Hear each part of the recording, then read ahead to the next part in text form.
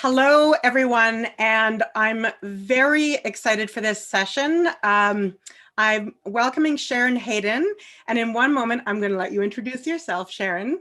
But what I would like to say is, I invited Sharon to come and speak because last summer I was sitting up at my cabin, totally unplugged, and hopped on my phone one afternoon, and one of my favorite friends places downtown was streaming Sharon talking about social content.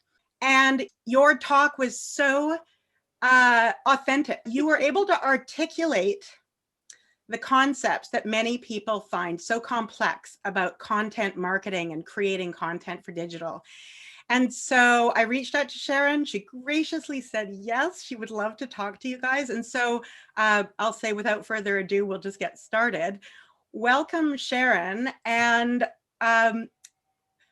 we've never met in person. So I'll let you introduce yourself, but your background really comes from all over the place. So why don't you give us a little sense of who you are and where you come from? Absolutely. And thanks again for having me, Nikki. And what sweet words. I think if there's anything else that I want to impart to you all, students, anyone listening, it's definitely the fact that learning to be your most authentic self online is a process, and a process that I would say did not immediately come naturally to me throughout my career. My background is mostly in public relations. I got my start working for the FBI and public affairs. And, the government needs reputation management. They need crisis comms, they need community relations. So it was a very different landscape from digital marketing, content marketing. But as I started working on my master's degree in marketing communications, the world of content really started to open up for me, and understanding that no matter what portion of communications that you're in, content is always at the center of it. There's always a message that you're getting out to people. So I went to work for a few years in Silicon Valley Tech, and ended up here in Victoria, British Columbia. Moved here with my partner after doing a bunch of travel. And yeah, I'm pleased to run my own company now. It's called Content Planning Company. How original. But basically, I teach entrepreneurs how to save time and money on content creation. So that's by doing it yourself, by owning your own expertise and developing that out. So even if you do hire on team members, you're in a place that, you actually know what's happening, so you can guide that strategy. In our class, we haven't yet really broached the concept of content marketing. We've talked about branding, consistency, ideal customer, all of that.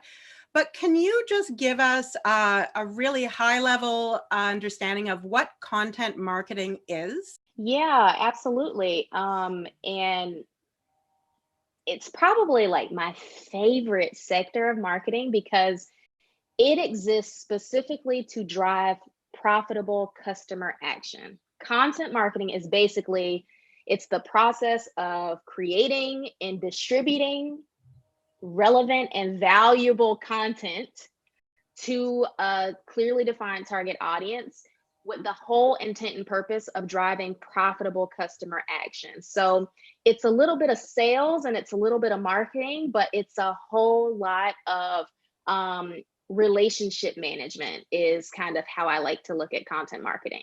And before we started recording this conversation, I was telling you that something that many people in the class were having trouble with latching their minds onto is that idea of speaking to a single person. There's a resistance to that. Mm-hmm. And so I would actually love to know what you feel that should be defined as. Like, do you narrow in on a person? Do you make it broad until you know who it really is, or what is that in your mind?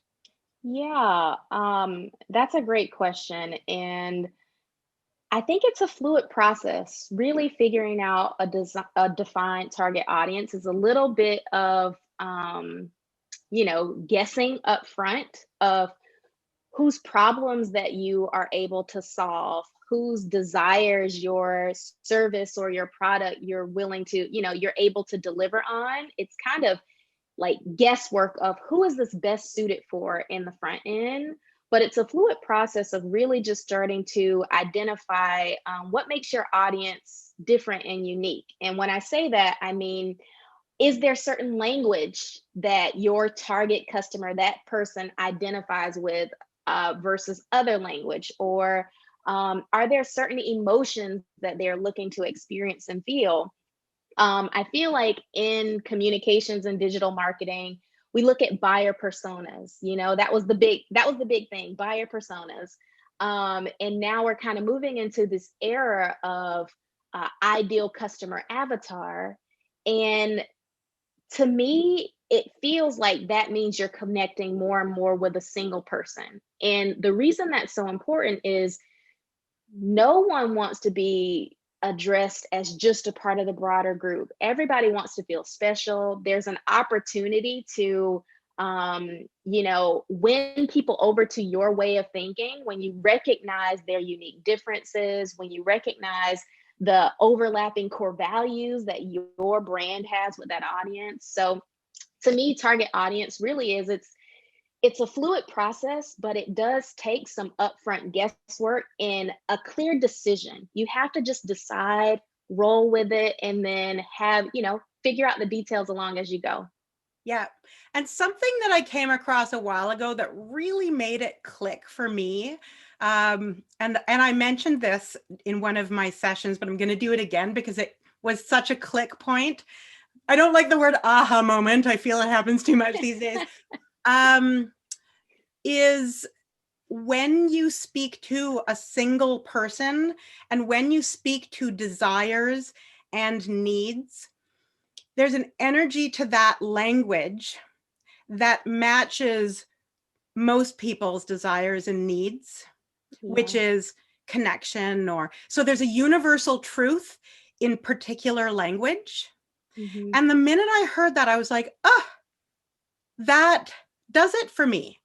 If it's authentic communication, everybody loves authentic communication. So it actually speaks to everybody. It doesn't matter if the person doesn't fit within that target ideal single, right? You are calling to my heartstrings right now. Yeah, so absolutely.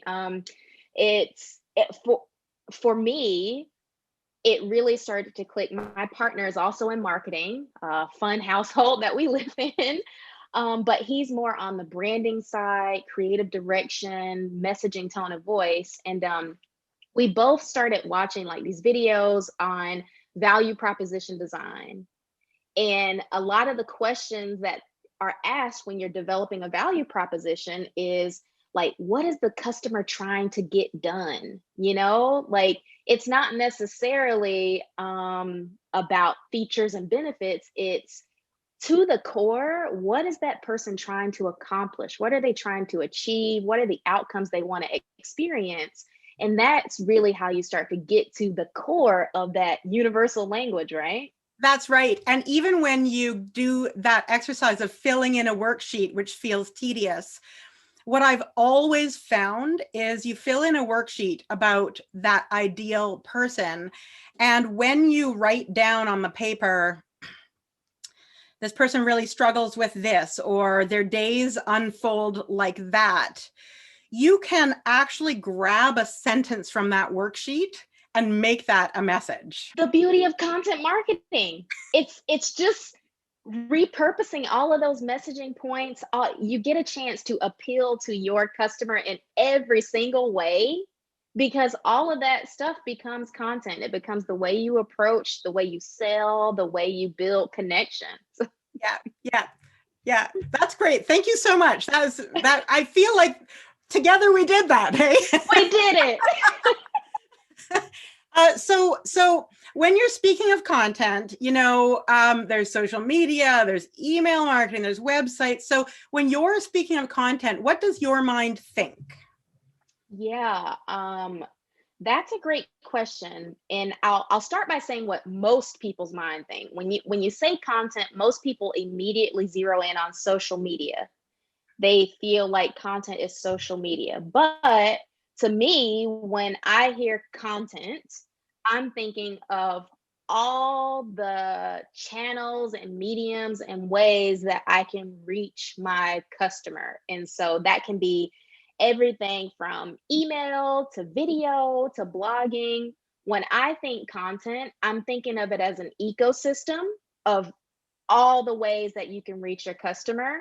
And that's really that's the essence of how you move it into strategic communication. Is you don't move the needle by one single channel alone. You've got all of those marketing touch points you need to create. Some audiences and some messages are better suited for different types of content.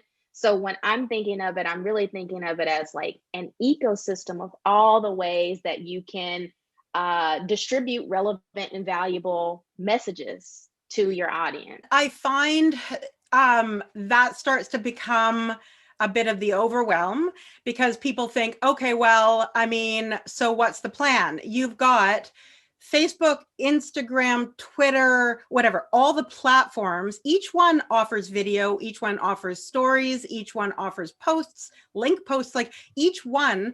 And so people get overwhelmed by that fact. So like, where do they bother, or what do they do? First, center around on the business goal. So I think a lot of ways marketing campaigns or marketing efforts kind of fall short is they focus too much on the fact that, again, there are all of these channels and so many people are on them, versus what goal am I trying to achieve right now in business? I think that's a really good way to qualify new platforms in your content strategy, in your marketing strategy, because, after you've done that, here's my target audience, you can think about, well, what type of content do they like to consume? Do they read blogs, or do they prefer podcasts? Or are they on Instagram scrolling through because they're looking for a break from reality, or is it more professional communication and they're on LinkedIn? I feel like a lot of canceling out the overwhelm of there's so much to offer in content is thinking about what you are trying to achieve in your business, who your particular audience is, and then, what are the top 3 ways to reach them? The top 3 ways to reach them. Content, all those channels, all those platforms will always be there. But if you can really just drill down and make the most of 3 specific areas to reach your customer, that's when the overwhelm starts to lessen and you really start to get targeted and strategic about how content helps you move your business goals. I agree. And, I have a colleague who's a writer, and her entire community of followers is on Twitter. She rocks Twitter, but she knows Instagram is a thing. And it's a thing. I'm sure you know that too. And so it's quite funny. She's very established in what she does. And so she's started Instagram, and it's clunky and it's not perfect. But in her Instagram bio, she says, here I am. If you really want to know me, find me on Twitter, but I'll put stuff here too. Yes. That authenticity of, I won't try to keep up with every network. That's her brand. Absolutely. I love that. And, a lot of people feel like marketing and content is very like, oh, we'll just go with the flow, woo woo, like that. But there is a level of decisiveness where you just have to say, this is where I'm going to start. And this is what I'm going to focus in on. And as other opportunities come up, I can take advantage of those, or, I can continue on with the strategy that I've planned. I think, that and that's probably the big and scary thing for most people is I'm going to miss out if I don't join everything. Yeah. And then you're just not active and engaged on anything. That's right. And actually, I was going to say it's actually has the opposite end result. You see websites where there's maybe eight social profiles you can link through to. Only one of them has anything going on. If you can't showcase vibrancy on those networks, Yep. I think so many people are chasing formulas. And so this is exactly why I loved the way you articulated it, because it's grounded. And, all of this stuff is maturing. It's not all new anymore. And so we all need to mature in our approach to it as well. Oh man, can I write? I'm like, look, I'm just gonna write that down. Yeah, I'm like, well, I know we said we weren't gonna say aha moments, but Yeah, no, it's okay. It's that okay. was like, aha moment. I'm not opposed to aha moments. I just don't want to do the same thing that, you know how it goes. And one thing I'd love to tag on to that conversation is social media is rented space, in that platform and network owns your connection to your people. Mm-hmm. And so I'm wondering what your thoughts are on that in terms of how you deal with that dynamic and how you move customers. I feel like it's a hard one for me because I'm on the same kind of the page as you, as it's rented space. But the way that I've grown brands, my own, and work with other brands is going where people naturally gravitate to. And I like to think of it as putting your community in like different buckets rather than, it's like, okay, well, if people are going to be most engaged here on social, I know they're going to get the message. I have more opportunities to reach and connect and convert them. I feel like social media remains an ideal opportunity there. But one place that people get hung up is how do I put this? I'm like, yeah, let me wordsmith this really quickly. They start to collect followers wanting to equate them to customers, or, there's a direct path to conversion. But in content marketing, your goal is not to collect audience members. So that's one thing to think about for social media, is it's not to collect audience members. I would much rather someone follow me on social media, head over to my website, buy something, and then decide my social media content isn't right for them anymore, So I think what we want to do is think of it as buckets that all serve a different purpose. Social media serves a great purpose because people are there. It has built-in notifications. The platforms are kind of on your side.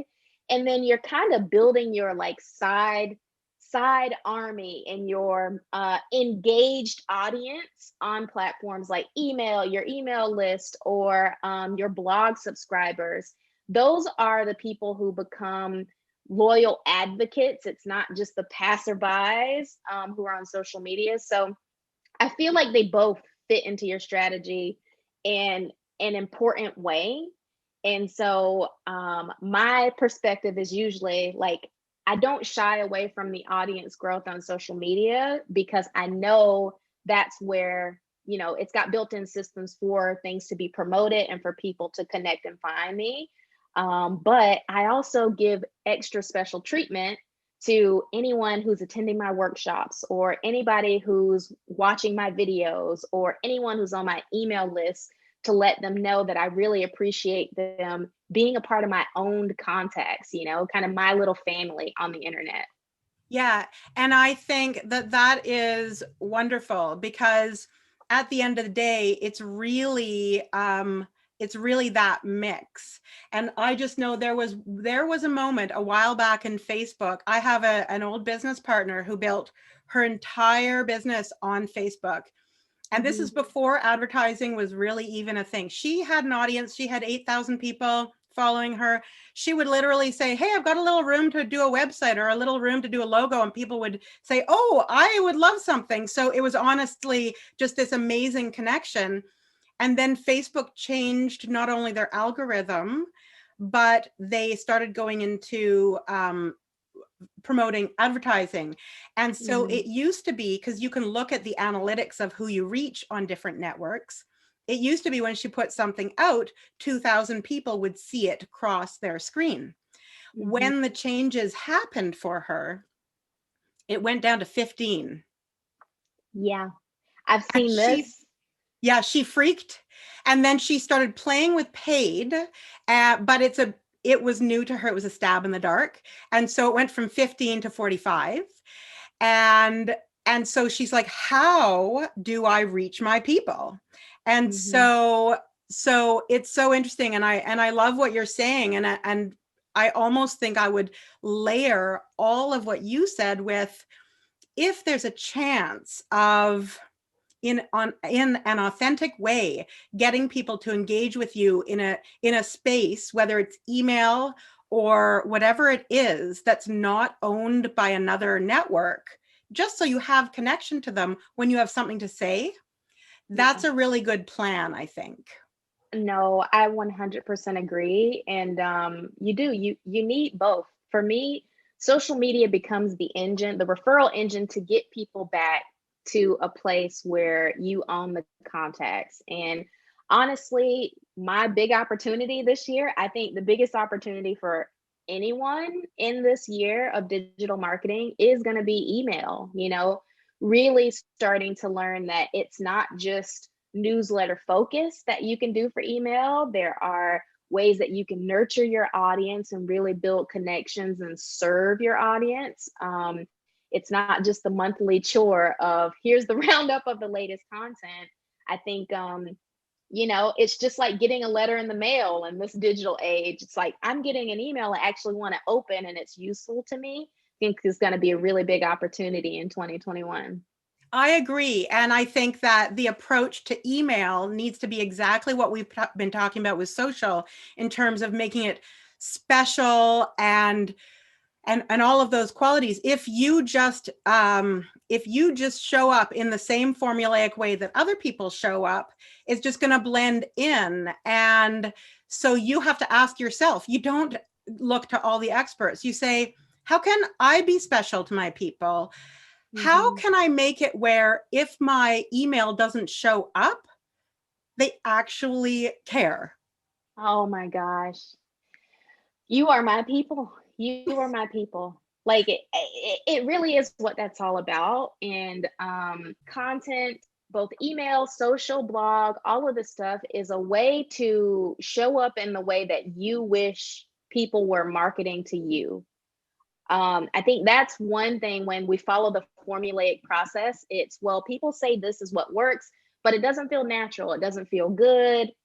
And we don't want to do it. But just as soon as we think, well, if someone sent me an email that had this stuff in it, I would want to open it and read it. Or same thing for social media. As soon as we start to put our customer hats back on and think about how we want to be served, like the more effective our marketing becomes. Yeah, yeah, that's great. Thank you so much. I love it.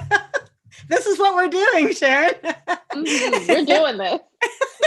So can we step back for a minute and talk about what you mean when you say content strategy?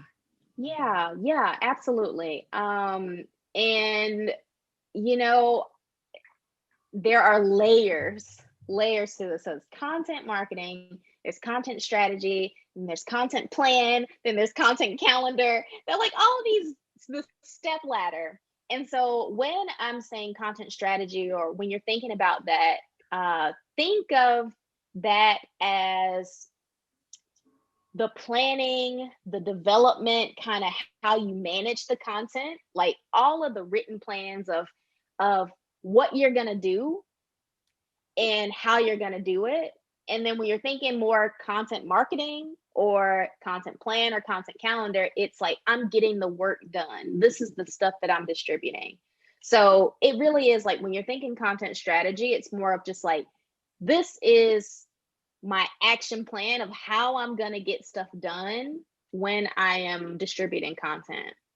Do you mean in terms of types of content? How often? Is that what you mean? Or do you mean focusing on what your purpose is? So making sure that you Yeah. have a purpose? Or Thank you for clarifying that. And definitely content strategy is more of the high level. It's more of the high level. So this is where your target audience comes in, and like you're developing that, your like key messaging points. That's a part of your content strategy. You are thinking about channels, like how are you going to reach people, or content types, but you aren't thinking about posting frequency yet. You aren't thinking about like, so it's very high level of like, you could literally write a content strategy in a 1-page document and that would suffice, because you're just saying, this is how I'm going to measure. These are the goals that I'm trying to reach. These are the people who I want to connect into. And, it is at a very high level so that you can start to build out the other things for an execution plan. So the calendar, or interchangeable with a content plan, those types of things. What I hear from that is, if you get those things down, and I heard you say, how will I measure?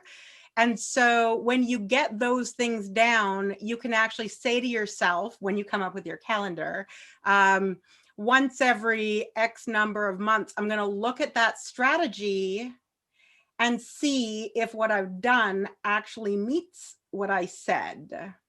Yeah. Yeah. Having a documented content strategy is, most businesses don't, first of I all. know. So if you decide to document your content strategy, you are light years ahead of other businesses. And what it does is it provides a system of checks and balances, if nothing else. So how we were saying, how do you decide what channels are you supposed to be on? How do you reduce the overwhelm? Well, you go back and look at your content strategy and you say, these were the goals that I set for content. If I invest time in this, if I invest money in this, is that going to help me reach the goal I put in my content strategy? Or, oh, I found this cool meme, I want to share it, it seems funny. Well, you go back to your content strategy and you say, does this resonate with the audience that I said I was trying to reach? It provides a system of checks and balances for you to just go back and say, I don't know if I really should be proceeding with this, if I should be spending the time here, but let me see what my strategy says, and then I can follow through on it. If you are in a large organization, content strategies are the best, like having that documented, because you can say, actually, that doesn't align with one of our key messaging points. We really shouldn't pursue that avenue. It saves you so much time and argument from executive management, because you can just say it's not aligned. And for entrepreneurs, it really gives us a sense of, okay, like, I'm sticking to this plan. This is how I drive results. There's no more guessing what you need to do, what you need to say, because it's there in that documented plan. You can always go reference it when you're running out of content ideas, when you're like nervous, you're not speaking to the right people. It's just, it takes a weight off your shoulders. It's not obvious to the person who's receiving the content that a strategy is in place, or it's not even obvious to the person who's receiving it why they love a profile. Mm-hmm. But there's something intangible, but you're making it tangible, that is special about a profile that is driven with strategy. Yeah, I could not agree more. I could not agree more. It just, that feeling, when you're like, man, I want to be like them when I grow up. That it's that intangible feeling when you see content that has really been thoughtful, and content that's intentional and created with you in mind.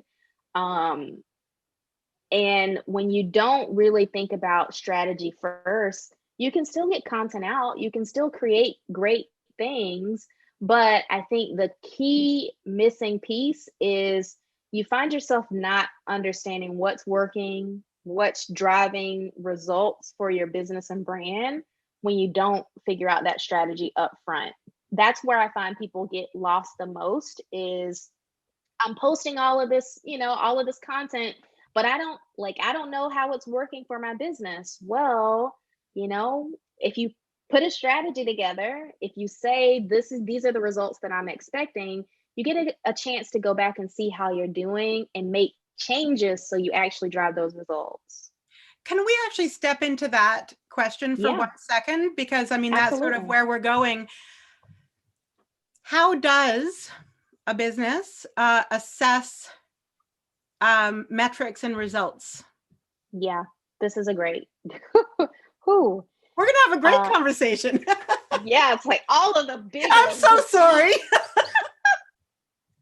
The easy way to think about measuring your marketing efforts is, again, starting at that decisive moment. Like, what do you want to achieve? What do you want to measure? So when I've worked in corporate, I've had my managers say, "Oh, well, we want to rank on the first page of Google for these particular keywords," right? So in order for me to measure that, I need to benchmark where we currently are. So that's a key step to measuring any type of content. Where are you currently? And then I need to make a plan for how am I going to get to the result that I want to achieve. So that is your documented content strategy, your plan.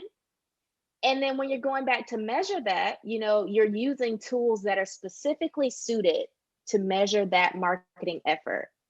And so when I say that, Google Analytics is your best friend, measuring not only your web analytics, keyword ranking, referral source and acquisition. So much can be measured there. But you can also set up campaigns and events in Google to see how people are moving through your website, to see how people are moving through your marketing funnel. But the key piece in measuring any content, measuring your efforts, is set a benchmark. If your goal is follower growth, benchmark where you currently are, make a plan for increasing that, and then use the tools specified to measure that. So that's your social media analytics when it comes to that. Same thing for email marketing. Most email marketing tools have built-in reports on click-through rate and open rate. So measurement is really as simple as, this is the type of content I want to monitor, or this is the result I want to achieve. What tools can help me measure that? Let me get those into my repertoire, and let me just understand where I am now. Because the last thing you want to do is look up, you say, "Oh, I want to grow followers." And then 3 months go down the line and you're like searching, like, wait a minute, well, where was I at previously? It kind of defeats the purpose. You can't measure accurately if you don't go ahead and set that benchmark or that goal up front. It's simpler than people think. Yeah. Yeah. It's like, look at where you are now, come up with an idea of what you want it to be. You have to. And then when you're talking about goals, it can be anything. I mean, what is it that you want? Do you want people to go to your blog posts? Do you want people on your email list? That's a goal. It has to be tangible, because if it's not tangible, you actually can't measure it. So it can't just be they liked it, right? No, it cannot. It can't be that. And there is no tool or system that you can go in and say, I want to measure likes. So you can also think about it that way, right? When you're picking, how am I going to measure whether I'm getting, to the goal that I previously set, it is engagement. And so that includes a lot of things: comments, shares, saves, views. It's all of it. How are people interacting in your community? So yeah, I think all of what you just said it's perfect, a perfect way to look at it. And I would be amiss to not ask you to give me a couple sentences on vanity metrics. Holy moly, vanity Can you give me like a 30-second, because this is the moment we're speaking of it in the class. Like, what are vanity metrics? Okay, 1 second. Vanity metrics, my old friend. you. Vanity metrics are basically, you can think of it as things that other people could measure, things that are public, public numbers. So you're looking at, people can see how many likes were there, how many comments that you got, the number of followers that you have. They're vanity metrics because it's your outward appearance, right? It's your outward appearance. And what people are so obsessed with it is because you want to look like you have engaging content. You want to look like you have a giant audience. So it's kind of this curse, if you will, of chasing after those vanity metrics, when if you move to a point of meaningful metrics instead of those like vanity numbers, you actually drive the results that you're looking for from a vanity perspective. It's crazy. It's you want to look like you have engaging content, but you aren't doing what you need to do to create engaging content, so you're stuck. So vanity metrics are basically, again, anything that makes you look like, excuse my language, hot shit in front of your audience and your competitors, the people who are watching. That is what vanity metrics are. But when you're moving to a place of more meaningful metrics, again, you're thinking about what is my overall engagement rate for, the posts that I share, or you're thinking about, how many website visits did I drive from social media? You're thinking about the things that are important to your business goals, the stuff that, again, only you can see this, only you can go and connect the dots when you're looking at those meaningful metrics. And when you drive results in that area, the areas that matter, the vanity comes, the gold star for having a large community comes when you focus on driving the bottom line for stuff that really matters to your business success. Yeah, it's like leading the direction rather than chasing the direction. Thank you so much. Vanity metrics off the table.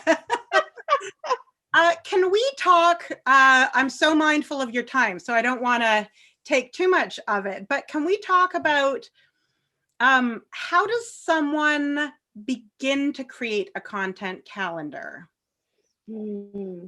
This is great. Actually, you know what? Can we pause for a second? Yeah. There's something I want to show you. I don't know if you've seen this. Have you seen this? The periodic table? I have not. Oh my God. Neat. Okay.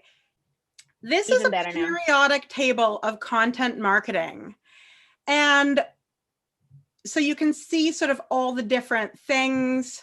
They're all color coded. So you start with strategy. There's format. So every type of format it could possibly be. Then the type of content. All the possible platforms you could post on. Metrics of what you'll measure. The actual goal or what you're trying to accomplish. The emotional trigger that you're tapping into with your audience, and then a final checklist to make sure you've covered all your bases. And I've got that in my class because content marketing is so complex. This is amazing. I'm going to send it to you right after this conversation.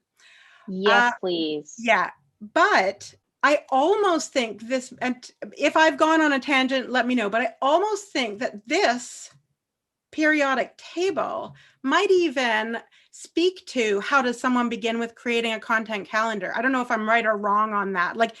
No, you're spot on, because when you're starting to create a content calendar, this is exactly what you need to think about, so what are the types of content that I am going to be sharing? So that's your videos, images, you're thinking about it from that perspective. And I love this because this is actually where I recommend that people start, is figure out the format of content you want to deliver, because all of those formats can be delivered on different channels. Like you said, all social media platforms have a video component. They also have images, they have text-based.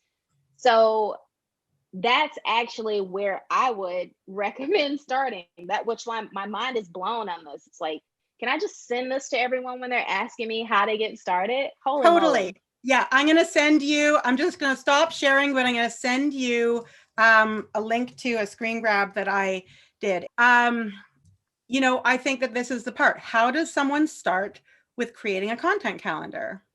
Yeah, well, again, first of all, start with realistic expectations. Like that's probably one step that's not included in that periodic table of content marketing is start with realistic, manageable expectations. And when I say that, I mean if you make a list of all of the things that you want to do and share, and you look at it and you say, I don't have time for all of this, or like, I don't have the expertise. If there are any hesitations, start checking stuff off and start slow. But basically, the basis of your calendar is figuring out what format, what types of content you want to share. So, are you going to do a blog? Are you going to share on social media? And which channels are those? Is there any email component? It's figuring out at a high level what's the stuff that you want to create is your first step. Second to that is on what frequency do you want to create all of those things? So you decide on the frequency. Again, inner pulse check. If posting every day, which everybody, you don't have to post every day. I'm going to say that. That's just a method of frequency. Consistency is key here. So figuring out how often you're going to be sharing on all of the content that you just decided. And then the last piece, what's your workflow and your process? How is it all going to get created? Are you going to plan that stuff on a monthly basis? Are you going to create it on a weekly basis?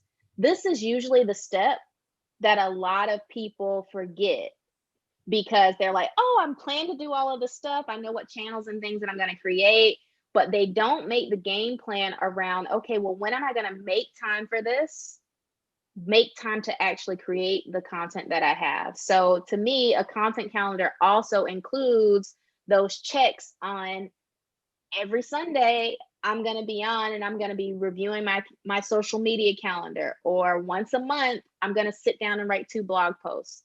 So I think those 3 key elements are how you get started with a content calendar. Figure out what you want to create, how often you want to create that stuff, and what's your action plan to like actually get it done. Write it down, make it concrete so that you actually follow through on it. Yes. And oh, sorry. I was going to say, and content calendars can come in any wide variety of things. So I have like a planner here, like a physical planner that has, let me turn the calendar. It has like calendar spots for you to put in. So like this could be a content calendar. A content calendar could be a handwritten note that you scribble in. It can be a spreadsheet. It can be a Google Doc. It can take a lot of forms, but basically you're deciding, those key things like what am I creating, how often, and how am I going to get it done? Like when's that stuff going out? Yeah. So whatever tool you use to make that happen, that's what it is. But what I'm hearing you say, and what I've really learned over time is that it's really about time management and being organized, because the platforms and your audience, the platforms reward consistency, and your audience comes to know your frequency. Yeah. And so everything that you can do to just bring it down to not challenging them in some way is another way of building that relationship. Oh, absolutely. And for social media in particular, like I have to go back to that everyone said like strives to post every single day. I never understood that. Maybe there was a time where you benefited from that. But what I have definitely found is 3 to 4 times a week posting on social media is enough to be consistent and enough that no one misses you. That's like 12 to 16 posts in a month. Yeah. And when you're thinking about the content that needs to go out, like, it's not, how am I going to come up with 12 to 16 things to say? Well, your products and your services, they aren't going anywhere. You need to be talking about those, right? Any holidays, seasonal milestones, timely events, that stuff is always happening. Are there ways you can plug in because it's World Photography Month or whatever else? Like, those are two buckets before you even get to creative ideas around content. So there's just a lot there for you to be creative and consistent, but still not be overwhelmed. So when you talk about that, so you've got your product, you've got your service and offering, you've got big key events in your business. So that's really about you. Like you said, tapping into all those kind of universal holidays. And so what else, where else does someone sort of fill that cup in terms of content? Yeah, well, one concept that I love to teach in my membership program is value-based content. And so, again, if content marketing, if the definition is distributing relevant and valuable content, you need value-based content. And what that essentially means is any content that your audience would find meaningful, interesting, and valuable. And so I split that into three buckets. You have three directions that you can go when you are filling up your content calendar. One is to educate and inform. And so that can be educating on a particular topic that you have expertise in, helping your audience get a quick win because they're learning something new, or informing them about how to work with you, products and services that are best suited for them as the customer, helping them really start to form a picture. And I would map this to like the awareness phase of marketing life cycle. The educate and inform phase is this what I'm looking for? Is what your customer's asking? And you are providing the content and information to respond to that query. Yes, you're in the right place if you want to learn about this. Yes, you're in the right place if you're looking for this type of offer. The second category of value-based content is connect and engage. It's those interpersonal connections. This is where all that work that you did to define your target audience comes in handy, because you're speaking as a human to humans is the best way to describe that. If your audience is family oriented, you're flavoring your content or some of the questions that you ask or the images that you share so that it connects with those values that they have. And from an engagement perspective, like, you're asking questions, you're trying to get to know your audience. Have you read How to Win Friends and Influence People? Yes. This is your How to Win Friends and Influence People content. The connect and engage bucket is a chance for you to let your hair down and show your audience that you see them. And then the final bucket of content is what I consider content that influences action. So I don't like to necessarily say content that sells, because all of this stuff sells, connect and engage. People are now considering, that's that consideration phase. Do I really want to support this brand? Do I enjoy their values? So when you get to influence action, you're really just reinforcing points and reasons to buy, reasons to support your brand. And so this could look anything like, again,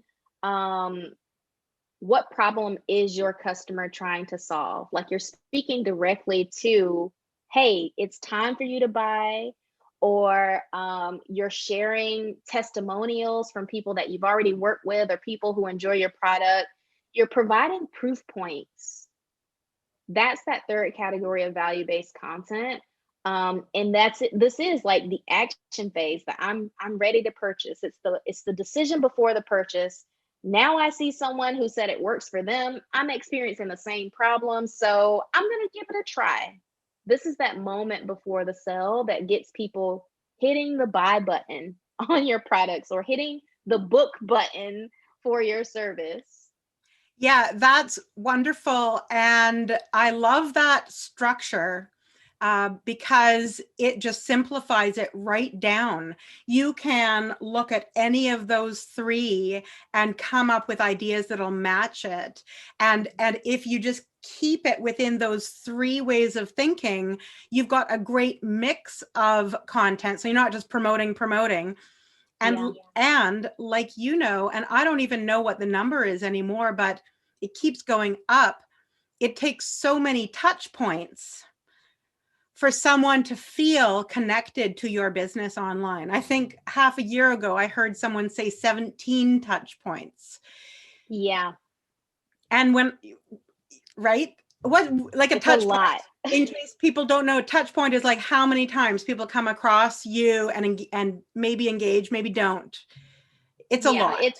It's building trust. If nothing else, all of this exists to build trust. And so when you create from a place of value, you're building that trust muscle in all of those different categories. Like, I like to say, like, if it's for social media, like, you're making your social media pages a sales page.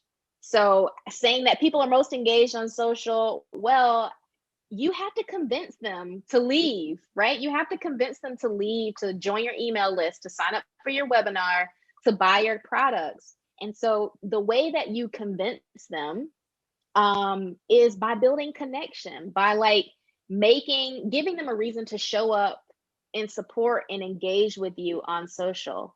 So yeah, value-based content is the only type of content that I create. Outside of those categories, of course, you have your promotions and your sales. Even that should still make sure you're thinking about your audience needs, because it's not just a self-serving thing. The mindset is not, I'm trying to sell or I'm trying to market. It's, I want to connect you to something that you need. Yeah. And you want to have fun with making this content as well. In a previous year, I had a guy who came and talked to the class, and he found himself as the social media manager for, I think it was, maybe I'm wrong, the Marriott Hotel in the Grand Cayman Islands. He, before anyone was doing video, he basically said to them, I mean, they let him have free reign. And he's like, I'm going to go out every day. I'm going to make a video. I'm going to go to local businesses and talk to the chefs. And we're going to stroll the beach, and we're going to talk to people on vacation. We're like, I mean, and so his content was unbelievable. He's like, hey, everybody, today I'm going to go out surfing. And there's, and so, but what he's doing, he's delivering great value, and he was hilarious and all of this, but ultimately he is tapping into people's dreams. Yeah, absolutely. Oh my goodness. And just to center around that, I feel like most people, most content creators, most businesses feel like somehow they're different. Somehow they don't have the opportunity to do that very same thing, to tap into these fun kind of places of passion or places of purpose. Even if you're in like a particularly like business focused industry, like finance or legal services, like there is something in your personality, about the character of your brand, that can connect and resonate with people. So, I mean, if you're looking at content, you feel like you're struggling to find enjoyment from it, like just start with, well, first and foremost, like, what do I want to be saying? Like, if I got a chance to impart this to anyone, what do I want to be saying? And chances are you don't want to be saying, hey, buy my product. You want to be saying, this is how this thing has changed people's lives. This is like how there is a bigger message there. So ask yourself that, like, what do I want to be sharing? That's one way to really connect in and start making it fun to create content. Outside of that, like, well, what do I need to say? like, what does my audience actually need to hear? What are the questions that they're asking? How can I serve them in that place? And then for that like extra creative space, if budget wasn't an issue, if confidence wasn't an issue, if, technology wasn't an issue, what do I wish I could say? Or like, what do I wish I could create? If you just step back and do that, like suddenly it's just like, man, like I have some ideas that I want to share, and like I'll just put it out there. Yeah, and content is everywhere. You could literally, whatever business you are, you could be an accountant. You could go to your FAQ page and grab your 15 FAQs and say, I'm going to make a piece of content about every single one. And then as an accountant, you could say, another part of my mix is going to be talking to clients, even if it's just audio. Like you said, if your confidence level is not being on video, you can make a nice graphic that has those little sound waveforms. You can have a 30-second audio conversation with a client and say, what do you feel is the most valuable thing that you got from our time together? And they give you a 30-second clip, and then you attach it to a graphic. And I think one of the best things is things don't need to be highly produced anymore. No, they certainly don't. They don't. And I mean, honestly, I thank the era of TikTok for that. Even provide like Instagram Reels, providing those editing tools within the video to be able to piece things together. Like there are tons of studies that I can pull that show when it looks like branded content versus like it's just a part of a community created content, it's less trustworthy. The polished video is good for your website, but for other more personal ways of connecting, even like your blog, like the little snippets in between it, it's okay to show a little bit more of the behind the scenes or to be a little bit more personable, because that's the stuff that's going to get people stopping and scrolling. They're like, what are other people like me creating? And they're like, holy crap, this is a brand. Like that was engaging. That's a surprise and delight. Yeah. And if you show up and you don't try to be perfect in your showing up, you're more relatable.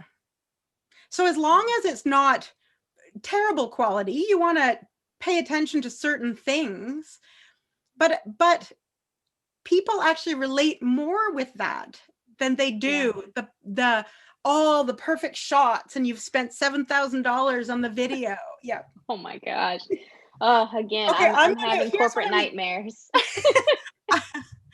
Okay, I have so many questions, and we'll just scale it back because this has been a very rich conversation. I want to thank you so much.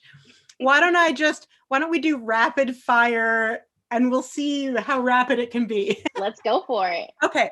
How much time should a business expect to spend on social each week? Great question. And I am going to go with personal preference. So at a minimum, you should be spending some time each day engaging on social as well as posting. So I would say, instead of looking at it from a week to week perspective, if 10 hours in a month, and that means you're creating the content, posting it, engaging with it, like figure out how to sort out that bucket versus looking at it for a week to week allotment.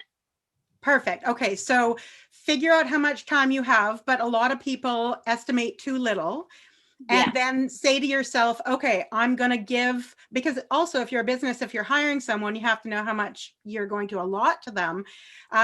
Creating the graphics, planning the calendar, using the tools, it all takes time. Listening and engaging with other people as well. It's all a part of that mix, right? So if you're doing it yourself and you aim for that, the 3 to 4 times a week sweet spot, I've seen like most of my clients and members in my program take between 10 and 12 hours a month, and they're able to get that stuff out, and it's meaningful content, it's engaging. If you have less time than that, like you adjust as you need. If you've got more time, be even more creative. A lot of content creators, actually, I feel like you've almost answered this, but burnout. A Yeah. lot of people in social media burn out really fast. And I think we've been hovering around this for a long time, but do you have a word of advice there? Yeah, in terms of burnout, know that it's okay to take a break. I personally, like over the holiday break, I hadn't posted in a good 20 days or so. I was still active in my comments, I was still active in stories and messages, but know that it's okay to take a break and take a pause. But the key thing in figuring out burnout is to have that content strategy in place, is to have that plan in place.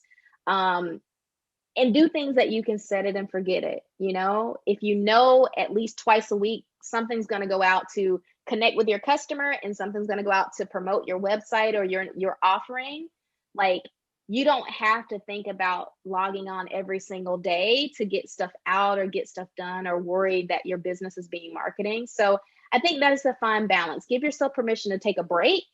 You come back even more refreshed, even more like ready to share. And then two, put things in place so that you can set it and forget it. So when you have particularly stressful times, your business isn't suffering for content not going out.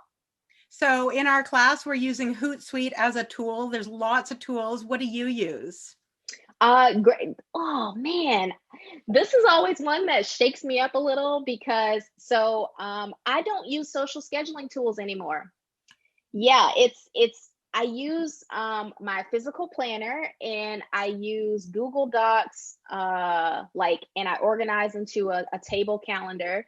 But the reason I do that is because now I'm holding myself accountable to engaging on the platform 5 minutes before I post and engaging on the platform at least 5 minutes after I post. So now I plan all my content in a doc, I copy and paste, and then I go so I can put that with engagement. Hootsuite is a great one.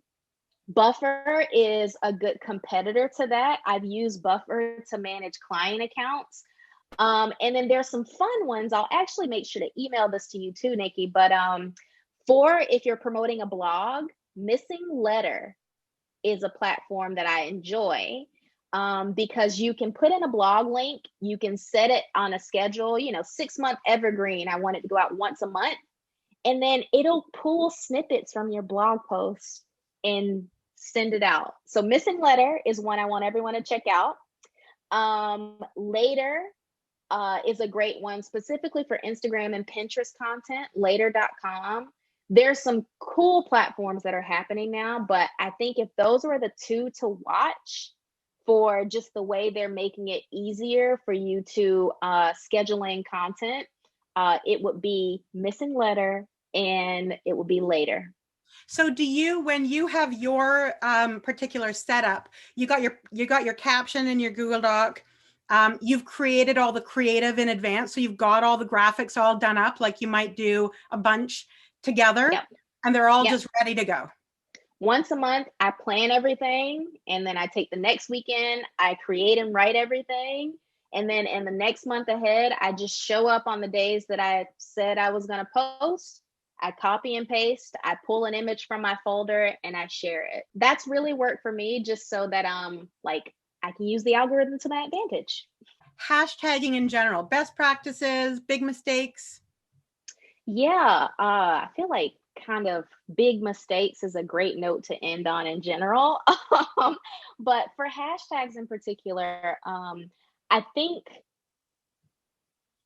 best practice is to make sure your hashtags are relevant to the image and the caption. So there have been a few phases with hashtags. I have a group and I just put that same group on a post. That's one way to approach hashtags, but I feel like you don't get the full value of having the algorithm help people find your content. So the thing to really think about is this most relevant to the image and the caption that I'm sharing right now? And we really need to start thinking about hashtag strategy as if it were SEO. It's the same as SEO for web, it's just SEO for social media. that you are telling the algorithm what keywords you want your post to be picked up from. So best practice there for sure. And then in terms of a big mistake, it's just stuffing hashtags because they come into your head. Like, you got to really think about what are people searching for in the same way you do with SEO. What I've really learned is people use social platforms as search engines. Absolutely. And with Especially, Instagram's, oh, sorry, but especially in the tourism and hospitality, like building the dream business, right? absolutely. Well, I was going to, and for Instagram specifically, like they've just introduced keyword search within Instagram. Like it's available on all of the other social networks, the big ones. But now, like Instagram, when you type in a phrase, not only do hashtags and accounts come up that are using those phrases, it is using machine learning to look at the images, to catalog the captions, and serving up stuff that's relevant to that. So we've got to move to a search focused mindset. We've covered so much. I want to thank you, honestly. I want to thank you so much for all your insights and for coming and bringing this to the class. And there's so much value in all the experience you've had and what you do. So I really appreciate your authentic way of making it make sense. I want to thank you so much. Oh, and thank you for having me. And again, if your students need anything, like make sure they have my social handles. Like everyone, connect with me at Content Planning Company on Instagram. Find me on LinkedIn. I'm happy to answer any other questions, or like if you feel like you're hitting a hurdle and want to bounce an idea off someone, I'm always open for that. That's great. Thank you so much, Sharon. You're welcome, Nikki. Take care. Yeah, you too. Bye. Bye.